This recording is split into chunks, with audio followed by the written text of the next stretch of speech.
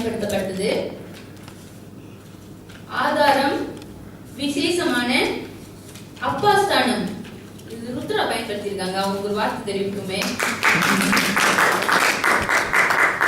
மாவீரன் வாழ்க்கை தரத்தை சுவாரஸ்யம் ஆணித்தரமாக மாநகர் சொல்வன் வல்லமை பங்கு பெற்று நடுத்தரம் கல்வியாளர்கள் நிர்ணயம் மனம் வீசும் சங்கோஜம் தமிழ் மொழி ஆளுமை கண்டிப்பான தொனி நன்றி பாராட்டி. நல்ல அழகான வார்த்தைகள். ஆங்கில வார்த்தைகள் ஒரு சில வார்த்தைகளே இருந்தன. பிளே பாய் இதுக்கு எனக்கு தமிழ் அர்த்தம் தெரியல. பிளே பாய் விளையாட்டு பையன் அது அர்த்தமாகாது என்று நினைக்கின்றேன். இமோஷன் உணர்ச்சி பூர்வமாக ரியலிஸ்டிக் இயல்பாக மன்மதன் பிளேபாய்க்கு மன்மதன் என்று அவர் அர்த்தம் கூறுகிறார். ரோல் கதாபாத்திரம் 50-50. இது எந்த கணக்குல சேர்க்கிறது தெரியல. 50-50 என்று கூறலாமா?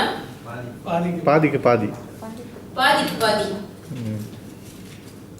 பிகாஸ் காரணம்.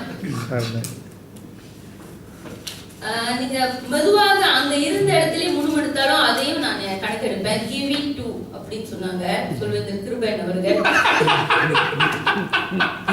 கிட்ட உட்கார மாட்டேன். அவர்களிடம் கொடுக்கவும் என்று தமிழில் நீங்கள் உச்சரிக்கலாம். அடுத்தது சரியாக உச்சரிக்க வேண்டிய வார்த்தை. நிறைய தமிழ்ல பேசுறதுக்கு முயற்சி செய்தீர்கள். ஆனா நீங்க இன்னும் கொஞ்சம் நல்லா அதை திருத்திக்கிட்டீங்கன்னா சிறப்பா பேசுவீங்க. புக்கு புத்தகம், கொடுக்கிற கொடுக்கின்ற, முடிஞ்சு முடிந்து, அவ மாதிரி அவள் மாதிரி, நிறைய நிறைய,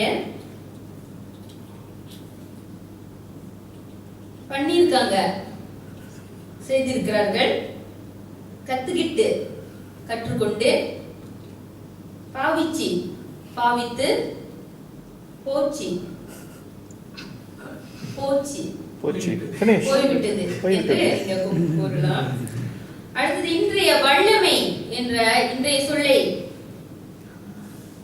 பயன்படுத்திய 3 ஜாம்பவான்கள்.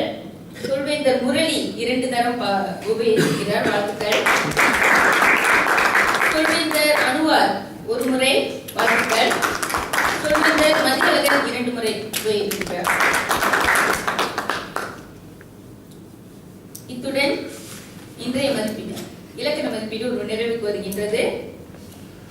அடுத்து இன்றைய ஆக்கணிப்பு அறிக்கையை இப்பொழுது சொல்வேந்தர் தர்மா அவர்களின் வழி பார்ப்போம்.